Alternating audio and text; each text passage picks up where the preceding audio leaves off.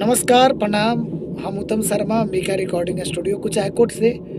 और आप सब जानता नहीं कि हम एगो नया चैनल बनौले बनी और ये चैनल के अब तक रुआ सब्सक्राइब नहीं कैले तो चैनल के सब्सक्राइब करी। सब लोग पर गाना आ गई बटे, एगो शर्मा जी पर गाना हमारे हैप्पी तिवारी जी लिखनी है और हम गौले बनी। आई सुनल जाओ कैसा लगता। चैनल के सब्सक्राइब करे, लाइक करे और अपन कमेंट बताए।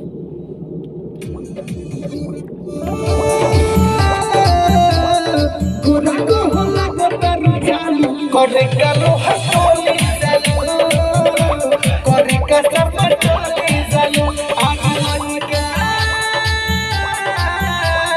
नहीं कुछ देखी भाव जालो, करे करो हसोली जालो, करे कसम टोली जालो। आप लोग चैनल को सब्सक्राइब करिए, लाइक कीजिए और इच्छुक कलाकार अपने गाना रिकॉर्डिंग कराने के लिए संपर्क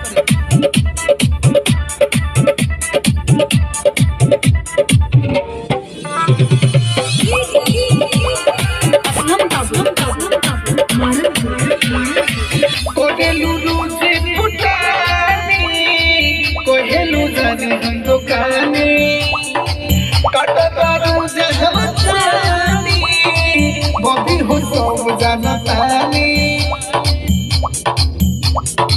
कोहेलू से पुटानी, कोहेलू जाने हम दुकानी, कटदारू से हमानी, बॉबी हो सब जाना तानी। आज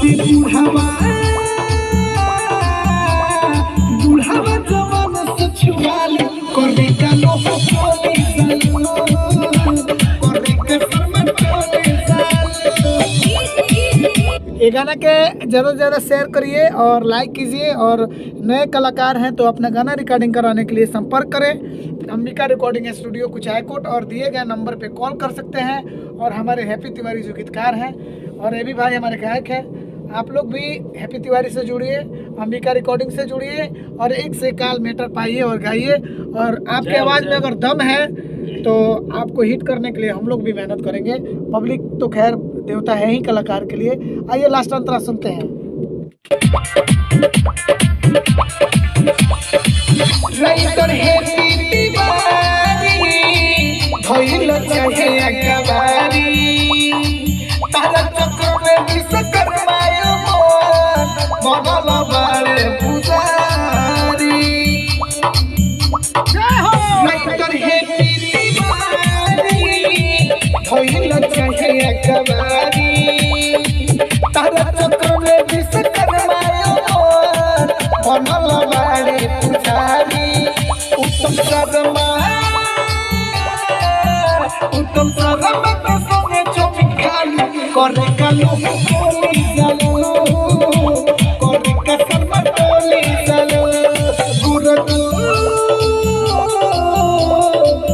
को होला गोटा चालू करे का लोग बोली जालो, करे का शर्मा टोली जालो।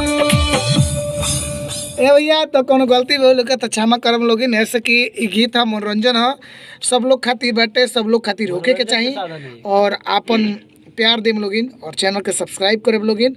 आप सबके भाई, आप सबके गायक, आप सबका सेवा सा कमेंट जरूर करें। हाँ, उत्तम शर्मा की ओर से नम्र निवेदन बाकी चैनल के सब्सक्राइब करे, कमेंट करे और अच्छा चाहे गलती हमनी के बताएब जरूर। बिल्कुल। Love you.